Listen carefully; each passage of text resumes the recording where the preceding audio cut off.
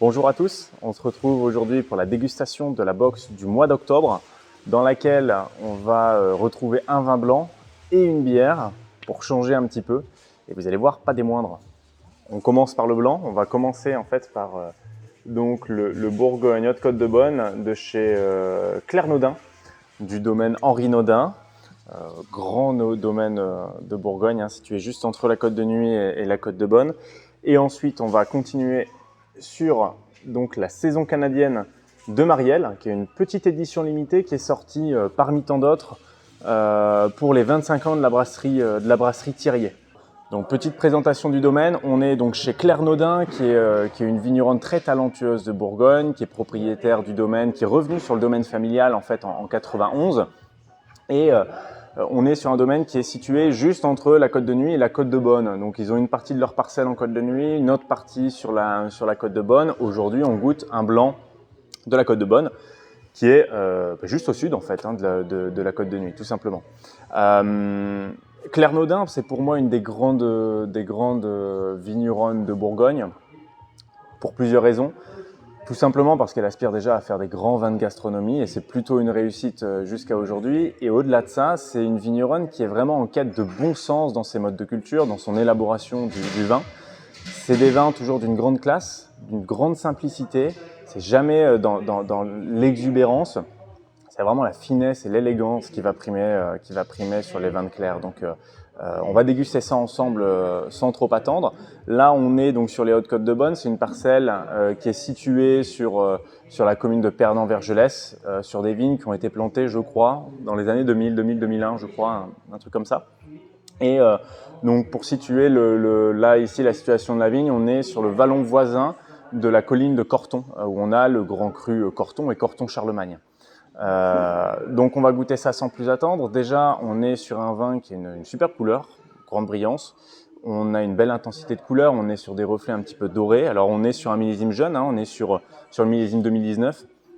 Mais c'est un vin qui est bien teinté et déjà visuellement superbe. Quand on met le nez sur le verre, c'est du plaisir instantané. C'est l'idée d'un vin vraiment avec une belle intensité aromatique, c'est presque un vin un petit peu enivrant. Je trouve qu'on a ce côté à la fois citronné, ce fruit frais acidulé qui fait une belle bataille avec ce côté un petit peu pêche de vigne, fruit à chair blanche. Quand on aère le verre, alors ça prend en intensité et puis on a des toutes légères notes d'élevage qui vont venir en toile de fond soutenir un peu ce fruit. On a alors le boisé ici va se ressentir par des notes légères, subtiles, un petit peu pâtissières, très légèrement toastées, un petit peu vanillé, mais c'est vraiment très très discret. Mais c'est vraiment un vin qui est super plaisant, c'est du plaisir instantané quand on met le nez dedans.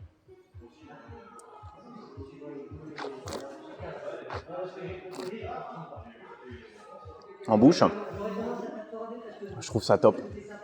On est sur le chardonnay, c'est vrai qu'on sur la Côte de Beaune, on tombe souvent dans la caricature des vins de la Côte de Beaune, sur des chardonnays très gras, très beurrés, très opulents.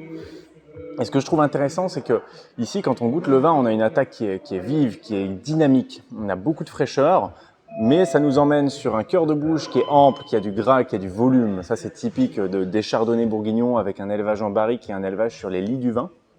Les lits du vin, en fait, c'est les levures mortes du vin qui vont venir, qui sont très grasses, sur lesquelles on va élever le vin et qui vont venir graisser, apporter de l'ampleur en bouche au vin. Donc c'est vraiment sympa et puis ça apporte une belle texture de bouche, mais sans pour autant tomber dans le côté lourd. On garde une bouche qui est très tonique, qui est très vive, qui est très énergique. Et ça, c'est super sympa.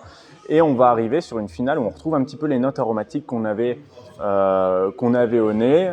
C'est persistant, c'est long, c'est intense. C'est vraiment des vins très plaisants. Alors avec quoi vous pouvez boire ce vin? Moi, je vois bien tout simplement des petits escargots avec un petit beurre à l'ail. L'ail apporte son intensité aromatique pour bien s'équilibrer au vin, mais on a ce côté tonique qui va venir dégraisser un petit peu le palais du gras apporté par le beurre à l'ail. Je pense qu'on peut s'amuser aussi, pourquoi pas, sur une belle raviole de foie gras. Alors ça serait encore mieux si vous attendez le vin encore quelques années pour arriver sur des aromatiques peut-être un peu plus tertiaires, un peu plus épicés. Mais je pense que ça peut être un accord à tenter, à tester tout de même. ou alors tout simplement en apéro avec un joli jambon persillé. C'est un petit entremets local canon. Je pense que ça devrait bien matcher. J'espère que vous appréciez le vin blanc et on va passer tout de suite sur la bière. Alors maintenant, on passe à la bière. On va passer donc sur la saison canadienne de Marielle, qui est donc une bière qui va se montrer relativement légère. On est sur une base d'avoine avec également de la canneberge. Donc c'est vraiment un profil qui va se montrer assez atypique. Le fait d'être sur une bière saison de style canadienne, on va être sur une bière relativement légère.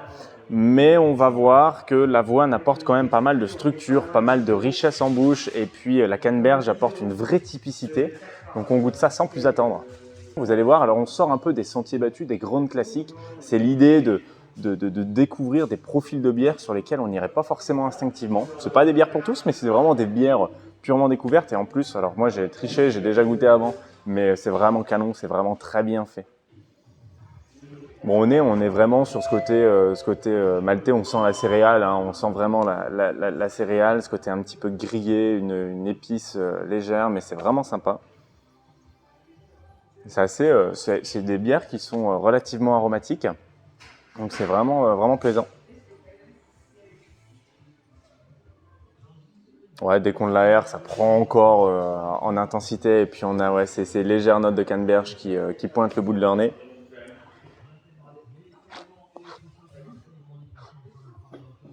C'est vraiment en bouche où c'est le plus étonnant. Ouais, c'est vraiment marrant. En fait, quand vous mettez la bière en bouche, le fait d'être sur une base, je disais seigle, excusez-moi, c'est pas du seigle, c'est de l'avoine.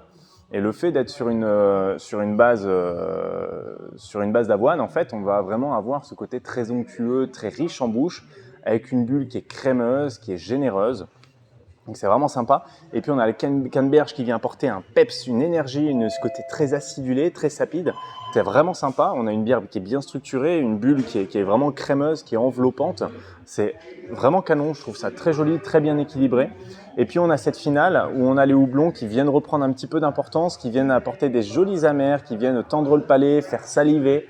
Et puis on a une belle persistance en bouche et on finit sur ce côté aussi un petit peu maltais qu'on pouvait avoir au nez. Je trouve que c'est vraiment sympa, c'est une grosse découverte. Il y en a très peu, hein. C'est vraiment des brassins éphémères et ponctuels. Il y en a une par mois qui sort et ça, je trouve que ça fait vraiment partie de mes favorites dans celles qui sont arrivées jusque maintenant. Et c'est vrai qu'on goûte plein de choses dans les brasseries, micro-brasseries locales. Et ça, c'est une vraie réussite, c'est vraiment très bon. Donc amusez-vous et consommez presque sans modération. À bientôt.